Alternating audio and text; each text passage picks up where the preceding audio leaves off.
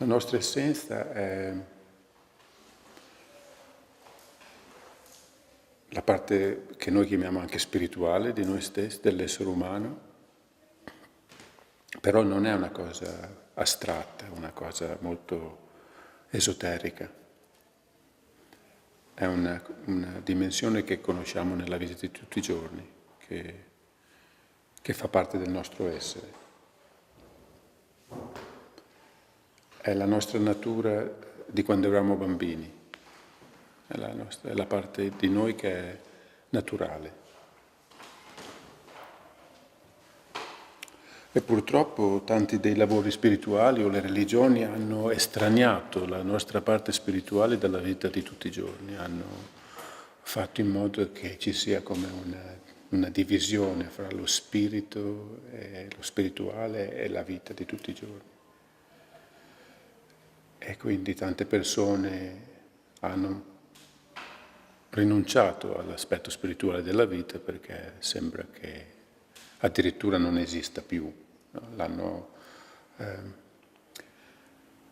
Le religioni le hanno associato a qualcosa che viene dopo la morte o qualcosa che avviene in un monastero, lontani dalla vita di tutti i giorni.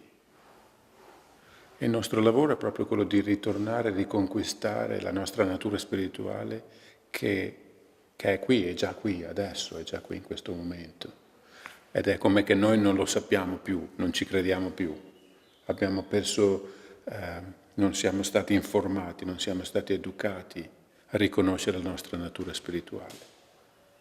Lo spirito è una cosa astratta, è una cosa che addirittura per noi, da Galileo in poi, è una credenza, è una cosa che non esiste. La fede è una cosa per dei creduloni, persone semplici che non conoscono la verità pragmatica che di fatto c'è solo la materia. Le uniche cose vere sono le cose che si possono toccare, misurare, analizzare, sperimentare.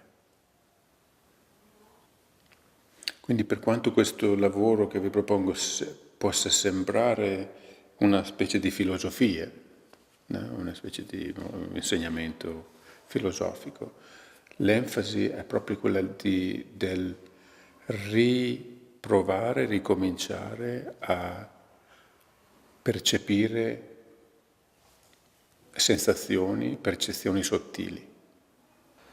Questo è molto importante perché la nostra civiltà, siamo abituati a vivere nel mentale, siamo sempre quasi sovrappensiero. No, si dice, ero sovrappensiero, non me ne sono accorto. Dov'era questa persona? Quindi in questa civiltà le persone vivono nel pensiero, nel pensare, ma non nel pensare di un genio, Galileo, che pensa, come, no? Cioè di uno scienziato, del pensiero creativo, del pensiero scientifico. Un pensiero ripetitivo, un pensiero ipnotico, problemi, la famiglia, questa persona che mi ha detto qualcosa che non mi andava bene, tutta una serie di conversazioni interiori astratte, no? Che sono astratte, non sono immediate. Non è un pensare sull'immediatezza dell'esperienza, ma un pensare, un rimuginare. E piano piano questa abitudine porta le persone via da questa realtà bellissima, che è il fiore, la farfalla, no? Le cose vere. Ma poi ti dicono, ma questa non è la realtà, sono i miei problemi.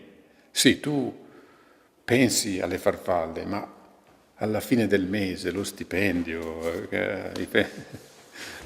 la realtà non è quella che c'hai attorno, ma è la realtà astratta creata da questa cultura, questa società. Quindi per quanto noi stiamo sempre lavorando a suon di pensiero o a suon di... però non vogliamo che non sia una cosa astratta, vogliamo farlo su quello che abbiamo attorno, vogliamo pensare su quello che è vero, non sulla nostra immaginazione.